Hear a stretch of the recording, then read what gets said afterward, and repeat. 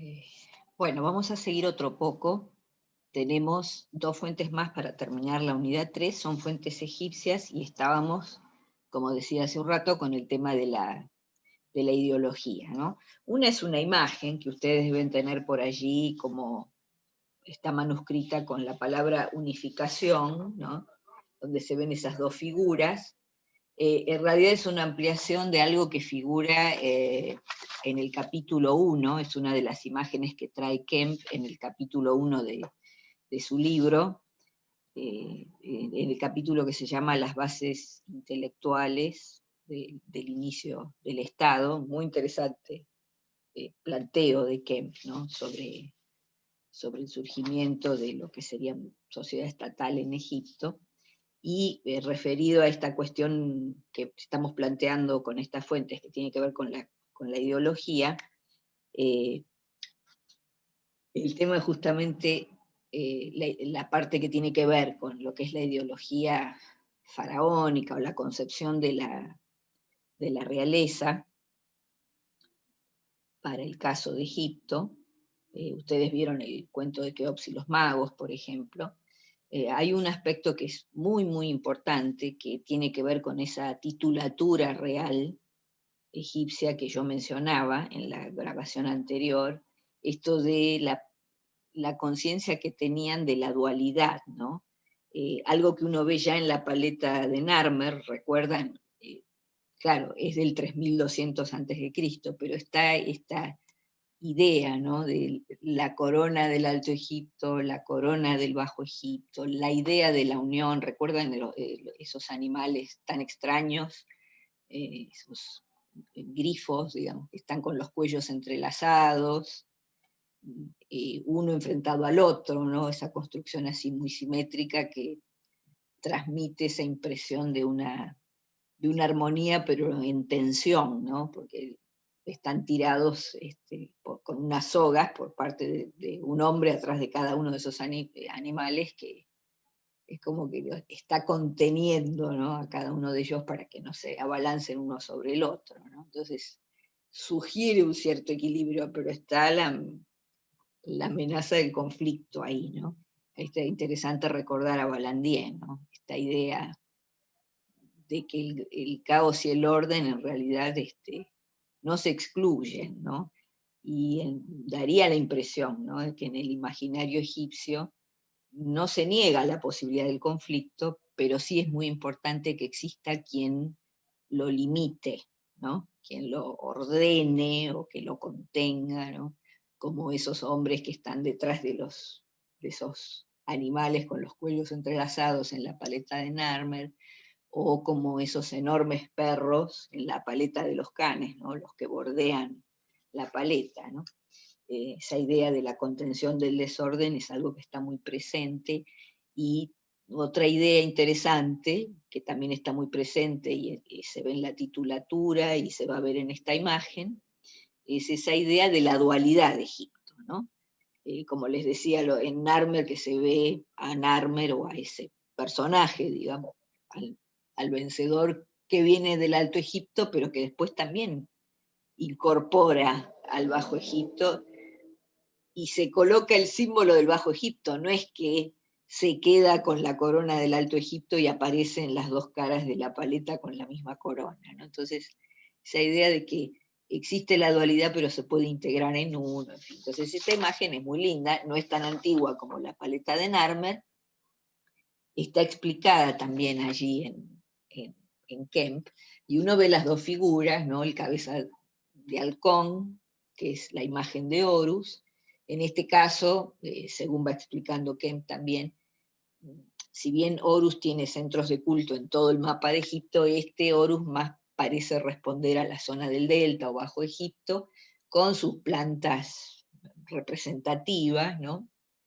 Que son los papiros, y el que está enfrente, ¿no?, muy simétricamente, pero es otra figura con esa cabeza también un poco extraña, con un hocico prolongado, así una especie de lebrel, ¿no? Es una imagen así de estos perros, pero bueno, en realidad tampoco es eso del todo, ¿no? Pero en todo caso es la representación de Set, ¿no? Ahí esto podrían ser unas orejas, ¿no? Bueno, Horus de un lado, les decía, y Set del otro, y Horus, bueno, es un poco el que tiene que ver, en este caso, con estos papiros y representando al delta, y Set más bien el Alto Egipto. Hay que recordar que Set suele ser una divinidad que tiene que ver con las tinieblas, con las tormentas del desierto, ¿no? Si recuerdan el mito, si no lo pueden buscar por ahí, bueno, Set es el hermano celoso de Osiris, que lo asesina, ¿no? Lo despedaza, ¿no? En alguna versión del mito que llegó, que incluso recoge Plutarco, ¿no? En época romana. Y Horus es el hijo de Osiris. Osiris es como el gran civilizador, el que había enseñado, ¿no? en el mito a los egipcios a usar la inundación para la agricultura, ¿no? Estos usos del Nilo, y bueno, una serie de otras cosas. Todo lo que es útil para la vida había sido enseñado y transmitido, ¿no? A través de Osiris. Y Horus a veces tiene el adjetivo ese, ¿no? O como unos epítetos con los que se los llama, ¿no? Como el vengador de su padre, porque claro, habiendo sido su padre asesinado por Set, eh, Horus quiere vengarlo, tiene un conflicto con Set. Sin embargo, aquí fíjense cómo están, uno frente al otro, cada uno con su, representando cada uno una zona, ¿no? El Bajo Egipto Horus y el Alto Egipto Set, aunque les digo, hay santuarios de ambos en distintas partes de Egipto, pero bueno, en este caso han elegido poner algunos epítetos que aluden al Bajo Egipto en el caso de Horus y al Alto Egipto en el caso de Set. La planta es el junco, ¿no? Son diferentes, ¿no? El papiro para la zona del delta, Horus, el junco para la zona del alto, Egipto, o el sur, digamos, porque recordemos que los faraones tienen uno de sus títulos, rey del Alto y Bajo Egipto, no rey de Egipto, del Alto y del Bajo, ¿no? El junco y la abeja, ¿no? La cobra y el buitre, las dos diosas representativas, ¿no? La cobra del delta, el buitre del Alto Egipto. Siempre está presente la dualidad y los símbolos que la concretan, digamos, ¿no? O que la manifiestan. Y acá es muy interesante la unión, ¿no? Están enlazados, cada uno tiene la punta de un lazo, pero esos lazos están anudados en torno a este eje vertical, que no es otra cosa que una tráquea, con los pulmones, ¿no? Entonces a un lado y al otro, un pulmón para cada uno, digamos, ¿no? Fíjense cómo apoyan el pie, ¿no? Y un juego de palabras, que era alguna cosa que a veces los escribas hacían, ¿no? Jugando con los sonidos, seguramente, ¿no? En este caso nosotros lo sabemos a través de las consonantes, ¿no? Y Kemp aclara que la palabra unificación tiene unas consonantes muy similares a pulmones, entonces hay un juego con esto, ¿no? Y muy interesante esa imagen de la tráquea y de los pulmones, porque desde otro punto de vista, más allá de ser como el centro o el eje que hace que las dos partes sean iguales, equiparables, ¿no? Por otro lado, uno se puede poner a pensar, ¿no? Esto es una imagen muy interesante desde el punto de vista de lo que sería la historia de la medicina, ¿no? Quizá estas representaciones de una tráquea y los pulmones quizá tengan que ver con ciertos conocimientos que podrían tener del cuerpo humano a raíz de todos estos procesos de momificación y demás, ¿no? Pero es una imagen así muy visual, es una imagen del Reino Medio, pero esta dualidad se representa en las imágenes y en los textos y en la titulatura real, rey del Alto y Bajo Egipto, ¿no? A lo largo de toda la historia, de Narmer para en adelante, ¿no? De toda la historia de Egipto, esa cuestión dual, aunque la imagen en sí es una imagen que corresponde a una estatua de un rey del Reino Medio en Egipto, que era Sesostris I. Hay una serie de inscripciones y está esa imagen esculpida en la estatua del rey, como una evidencia de esa dualidad. Y hay otra fuente, que es un texto lindísimo, pura ideología, Es una estela de un funcionario que habla de lo que significa el faraón, ¿no? Es como una gran definición de lo que es un faraón. Es la estela de Segetep Ibra, que está dedicada por un funcionario a un faraón del Reino Medio también, o sea, estas dos fuentes que estamos viendo en esta grabación son del Reino Medio, un faraón que se llamaba Amenemhat III, ¿no? Y la forma del texto es una forma literaria que es frecuente en Egipto, que es lo que se llama la enseñanza o la instrucción, ¿no? Donde siempre ocurre una situación similar, alguien que sabe algo, como en el elogio del escriba, ¿no? Que sabe más de determinada cosa, porque es un funcionario, porque es un faraón, ¿no? Porque es un padre, y bueno, y dice algo o le da las instrucciones sobre cómo conducirse en la vida o sobre cómo desempeñar ese oficio a alguien más joven, a un aprendiz, a un hijo, a un príncipe, ¿no? En este caso, Segetep Ibra tiene esta estela, ¿no? En su tumba y le explica a sus hijos, como él ha sido funcionario, qué es el faraón, ¿no? Y ahí hay como una especie de síntesis, ¿no? Una condensación de un montón de aspectos, ¿no? Sobre lo que es esa figura para Egipto, ¿no? Nosotros lo vimos desde distintos ángulos. Algo puede ser lo que ustedes vieron en el cuento de Keops y los magos, o en la paleta de Narnia, o en el himno caníbal, ¿no? Bueno, ahora acá hay un texto, ¿no? Digo algo importante para que lo escuchéis, para que sepáis un consejo de eternidad y una manera de vivir rectamente para pasar la vida en paz. Adorad al rey, y está uno de los 5 nombres, Nimaat Ra, que viva eternamente en vuestros cuerpos y asociados con su majestad en vuestros corazones. O sea, hay que tenerlo presente. Pensemos que esto viene de un sector que tiene que ver con los funcionarios, ¿no? Con esta élite administrativa, ¿no? Probablemente los hijos seguramente desempeñarían algún tipo de función, ¿no? Eh, o sucederían al padre, o serían convocados para la misma o para otra función. Hay que pensar de dónde salen estos funcionarios, ¿no? En este caso, acá están los consejos. Y lo va definiendo, ¿no? Y dice que es la percepción, ¿no? Él, el faraón, es la percepción que está en los corazones y sus ojos escudriñan todo cuerpo. Lo que acá se traduce como percepción, en realidad es una divinidad, ¿no? Hay 3 divinidades, Hu, Sia y Maat, ¿no? La percepción, la inteligencia, y Maat es como la rectitud, la justicia, ¿no? Eh, a veces hasta como el equilibrio cósmico también, y que son virtudes, ¿no? O son características, pero también son divinidades, y son el faraón. El faraón es todas esas cosas, ¿no?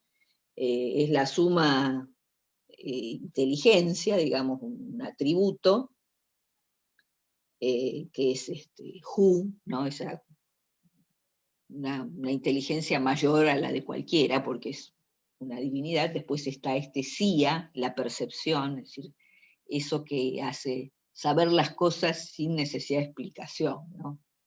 Percibe, ¿no? Y después este otro que es Maat. Acá se nombra a Sia, pero son 3, es Hu, Sia y Maat, y el faraón es todo eso, ¿no? Él es Ra, ¿no? El sol. O sea, el faraón es Ra. Es decir, si hay sol en el cielo es porque el faraón es el sol. Es Ra por cuyos rayos se puede ver. Él es quien ilumina las 2 tierras más que el disco solar. Él es quien hace la tierra más verde que un Nilo alto, porque ha llenado las 2 tierras con fuerza y vida, ¿no? Esta asociación de este faraón, que es una divinidad, ya lo vimos como Horus, incluso lo vimos como un Horus, el Horus más importante que todos los demás dioses porque se los come, como lo vimos en el himno caníbal. Después lo vimos con el agregado, ¿no? Horus, hijo de Ra, a partir de ese cuento de Keops y los magos, en donde uno parece rastrear cómo aparece esa titulatura, ¿no? Y acá además asociado con con elementos que tienen que ver con la naturaleza, ¿no? Esta es una de los pasajes que le da pie a Frankfurt para relacionar, ¿no? En ese primer estudio donde apareció algo así, ¿no? Este interés por lo antropológico, por relacionar las características de un faraón egipcio con la mirada que puede tener el África acerca de sus jefes, ¿no? En muchos casos aparece esta idea de el rey hacedor de lluvia, ¿no? Como si su cuerpo incluso fuera un cuerpo que representa todo el grupo, por eso hay algunas sociedades en las que se mata al jefe cuando está muy enfermo, porque el riesgo es que toda la comunidad pase por ese mismo destino, ¿no? Por ejemplo, ¿no? Características así de diferentes sociedades africanas que a Frankfurt le llamaron la atención y le recordaron fuentes como esta, ¿no? Antiguas fuentes egipcias con estas características, ser el sol, ser el que hace crecer el Nilo, ¿no? Las narices están frías cuando se encoleriza, pero cuando es misericordioso respirarán el aire. Acá viene algo que lo conocemos de una manera muy material, ¿no? Da alimento a los que están a su servicio, que ya hemos hablado acerca de la redistribución de las raciones, en el caso de los funcionarios menores, de los artesanos calificados, que vimos el caso de los del papiro de Turín, que no las recibían en tiempo y forma. Hemos visto la entrega de tierras en usufructo a funcionarios, como en la inscripción de Metén, cuando son funcionarios de muy alto nivel en cualquiera de los rubros, pueden ser sacerdotes, pueden ser funcionarios de tipo militar o más administrativos, ¿no? Pero el asunto es, da alimento a los que están a su servicio. Ahí vemos esta estructura así como muy piramidal, ¿no? Desde dónde viene la redistribución. Y bueno, ideológicamente, todo se supone que tiene que salir de allí. Obviamente en la práctica había un montón de funcionarios administrativos que estaban encargados de hacer el seguimiento de estas cuestiones, ¿no? Cuándo y cómo redistribuir las raciones y a quién y los cálculos y demás. Obviamente esto no lo hacía el faraón, pero ideológicamente es como el eje de todo eso, está visto así. Si se acuerdan de los artesanos del papiro de Turín, recuerden que ellos reclamaban ante los funcionarios que los recibían cuando ellos gritaban, ¿no? Y le decían, díganle al faraón, nuestro buen señor, y al visir, ¿no? Es decir, de ustedes no, digamos, no confiamos mucho, pero arriba no, ese cuando se entere nos va a dar lo que corresponde, ¿no? Que es un poco lo que está diciendo acá CGT-PIRRA a sus hijos, ¿no? Da alimento a los que están a su servicio y provee a los que caminan por su senda, y relacionado con el tema del alimento, el rey es un Ka y su boca es abundancia, ¿no? Ka es un principio espiritual, llamémosle así, pero que se encarna en una estatua que se coloca en la tumba, tiene la mesa de ofrendas delante, es como si fuera, algunos dicen, el doble del muerto, ¿no? Como un yo que entra a estar activo, digamos, después de la muerte. Por eso hay estatua del Ka en la tumba, con la mesa de ofrendas, y allí es donde se deben depositar estas ofrendas que tienen, son alimento, digamos, la forma es alimento. Y por eso lo del Ka está relacionado, como dice acá, ¿no? Un Ka, su boca es abundancia, está relacionado con esto de la posibilidad de comer, ¿no? Todo egipcio tiene un Ka, y por ahí dice Frankfurt, no sé si esto seguirá igual ahora, porque no me dediqué a investigar el tema, pero parece que el faraón tiene 14 Kas.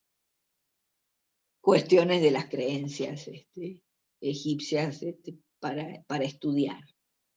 Otra cosa, fíjense, ¿no? El creador de los seres humanos, ¿no? El que será, el que no nació todavía, es su creación porque es el Hnum de todos los cuerpos. Hnum es el dios patrono, digamos, de una localidad que se llama Elefantina, ¿no? Al sur del Alto Egipto, que suele ser representado con, bueno, tiene una cabeza de carnero y un torno de alfarero. Moldea en su torno de alfarero, con arcilla, con un barro, a la humanidad. Entonces, eso es lo que está diciendo Sejetep-Ra. El faraón es el hnum de todos los cuerpos, es decir, hay gente porque él la hizo, ¿no? Así como hizo crecer el Nilo, como es Ra en el cielo, porque Ra es el dios Ra, pero Ra también es el sol, ¿no? Y acá él está diciendo que el faraón es el sol, que es el alimento, ¿no? Que es un creador, ¿no? El engendrador que crea a la gente. Y lo sigue identificando con otros dioses, ¿no? Bastet, que es una diosa gata, que muchas veces está asociada con la protección doméstica, es decir, los egipcios tenían como esta afinidad, ¿no? Como, consideraban como algo protector tener un gato en la casa, ¿no? Bastet, que protege, es Bastet del faraón, es esa diosa, que protege a las dos tierras, el que lo reverencia será un protegido por su brazo, y después, bueno, un felino en una octava superior es Sekhmet, que es una diosa leona, contra el que transgrede sus órdenes, o sea, un poco más agresivo, ¿no? Quizá podría ser esa diosa leona una protectora en situación de quizá en una guerra con extranjeros, ¿no? Aquel a quien él odie sufrirá desdichas, pelead por su nombre, sed escrupulosos en el juramento, porque se jura lealtad cuando se entra al servicio, ¿no? Del faraón, que es un dios, siempre es el dios Horus, ya sabemos, pero además parece que no hay ningún problema. Esto es estas cuestiones que son como muy específicas, en este caso de la religión egipcia. Fíjense, es Hnum, es Bastet, es Sekhmet, es Ra, es un Ka, es Sia, la percepción, puede ser Maat, que acá no está nombrada, pero también, y sigue siendo Horus, ¿no? Y no hay ninguna contradicción, ¿no? Así son, por lo menos lo que podemos llegar a saber, con lo difícil que puede ser interpretar una religión muy antigua y que ya no se practica a través de textos que a veces resultan muy oscuros. Bueno, esto es sencillo porque es el texto de una inscripción que tiene que ver con un funcionario hablando del faraón, pero fíjense cómo revela, ¿no? Cómo se lo piensa al faraón, cómo es la autoridad de un faraón para Egipto, ¿no? Aquel a quien el rey haya amado será un reverenciado, ¿no? Y Mahu, reverenciado, es lo que se escribe generalmente, ¿no? En la tumba de alguien, un funcionario, que bueno, ha servido a un rey y ha tenido honor en eso, y se lo considera por eso, ¿no? Y Mahu es alguien que una vez muerto, después, bueno, por eso es reverenciado, recordado por algo que hizo bien, en este caso un funcionario, ¿no? Pero no hay tumba para el que se rebela contra su majestad, y su cadáver es arrojado al agua. Con lo que veníamos comentando en algún punto acerca de las creencias sobre el más allá, ¿no? Y si se acuerdan de las exhortaciones de Ipuwer, cuando supuestamente un funcionario, es una fuente muy literaria del primer periodo intermedio, decía, así con mucho desasosiego, que el río es sangre, ¿no? Hablando de los cadáveres que la gente tira y que no le dispensa ya las honras funerarias, digamos, ¿no? Como que no se realizan los ritos en esa etapa de mucha crisis. Y habíamos comentado sobre lo que representa que no haya cuerpo, ¿no? En una sociedad que valora justamente esto de, como diría Asman, ¿no? En Muerte y Cultura, esto de construir la casa del otro lado, ¿no? Incluso haciéndolo en vida, justamente porque después se va a habitar con un cuerpo, es decir, va a haber un soporte material que va a habitar esa casa, que es la tumba, para toda la eternidad, rodeado de todas las cosas que amó, de todo lo que necesita, y recibiendo periódicamente las ofrendas y el homenaje del resto de su linaje, ¿no?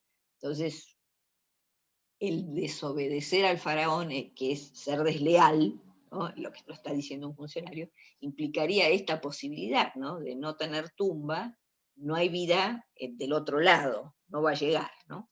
Si hacéis esto, vuestras personas no tendrán mancha, y así estarán para siempre, ¿no? Así que es una interesante estela, ¿no?, esta fuente, como para completar un poco esta mirada que ya vimos para el caso de Mesopotamia con las fuentes correspondientes, bueno, pensarlo también para el lado egipcio, cuál es la consideración que tienen respecto de la realeza, de, de las sociedades que nosotros vemos en la materia para el cercano Oriente Antiguo. Bueno, la sociedad egipcia es muy peculiar en ese sentido, es la única en la que uno ve realmente que el personaje gobernante, ¿no?, el faraón, es una divinidad.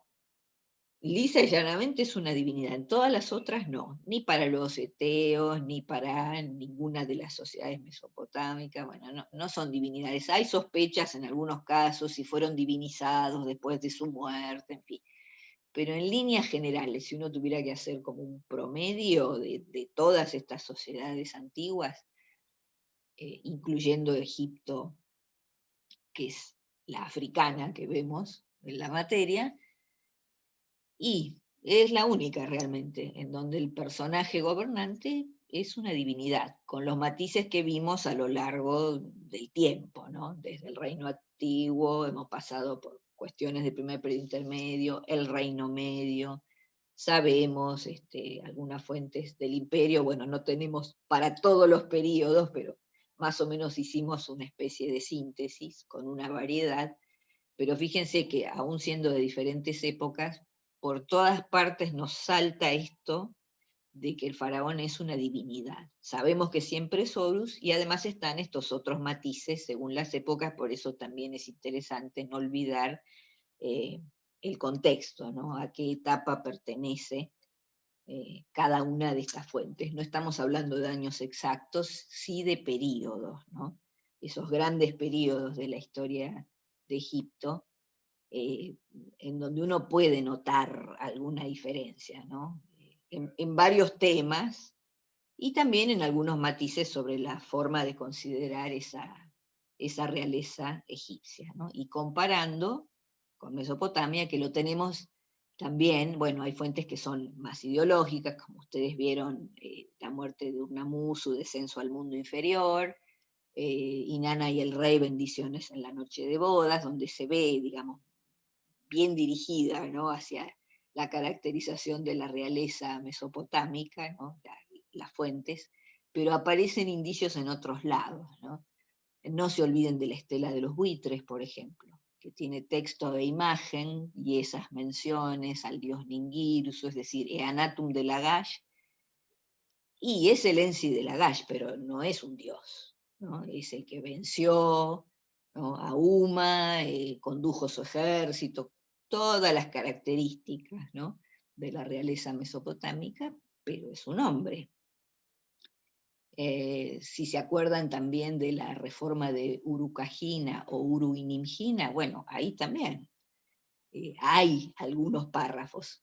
Vimos el contenido de la reforma, que tiene esta idea de restaurar la justicia, el perdonar la tributación, enderezar todos los abusos que se estaban cometiendo, tanto por funcionarios del palacio como del templo, etcétera, etcétera. Pero si ustedes miran el inicio y por ahí algunas frases al final vuelve a aparecer la idea, ¿no?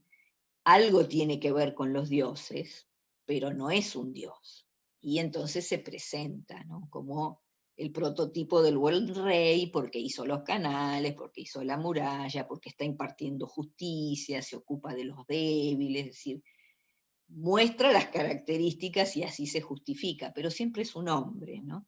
Entonces, lo interesante es poder hacer estas comparaciones de las diferentes épocas y descubrir, bueno, en medio de la cantidad de características que puede haber y la enormidad de las fuentes, algunas líneas, ¿no?, como para quedarse con estas ideas esenciales, ¿no?, sobre la gran diferencia, ver lo específico de una y otra. Entonces, con estas fuentes nos queda muy claro, ¿no?, que los faraones son dioses. En cambio, en otras sociedades del cercano Oriente Antiguo, no siendo Egipto, no tenemos esas características. Bueno, después pasamos a la unidad 4.